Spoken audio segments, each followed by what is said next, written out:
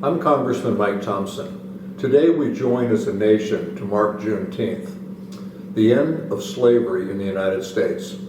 Juneteenth marks the day when the last enslaved people were freed after federal troops arrived in Texas.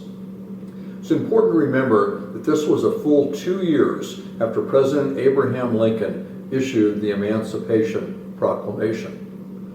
Freedom was delayed for thousands of enslaved people who did not know about the proclamation and were kept where they were. And as we pause today on Juneteenth to remember that moment of freedom, we're reminded that far too many Black Americans still don't have full equality and freedom in our great nation. That reality has been at the forefront for the last year with the wake-up call of George Floyd's death.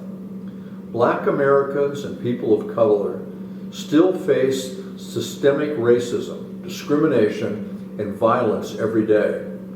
We must act to address this, and we must act now. Earlier this year, I voted to pass the George Floyd Justice and Policing Act.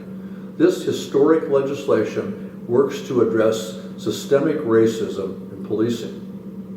Right now, Democrats and Republicans in the House and in the Senate are working to negotiate a compromise on this legislation so that it can pass the Senate as well.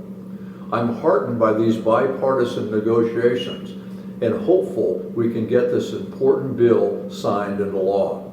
Congress will continue working to ensure equal opportunities for all, from housing to civil rights to education to employment. As we continue this important work, we are reminded of the words of the great John Lewis, my friend and colleague who passed away last year. In his book, he wrote, "Nothing can stop the power of a committed and determined people to make a difference in our society."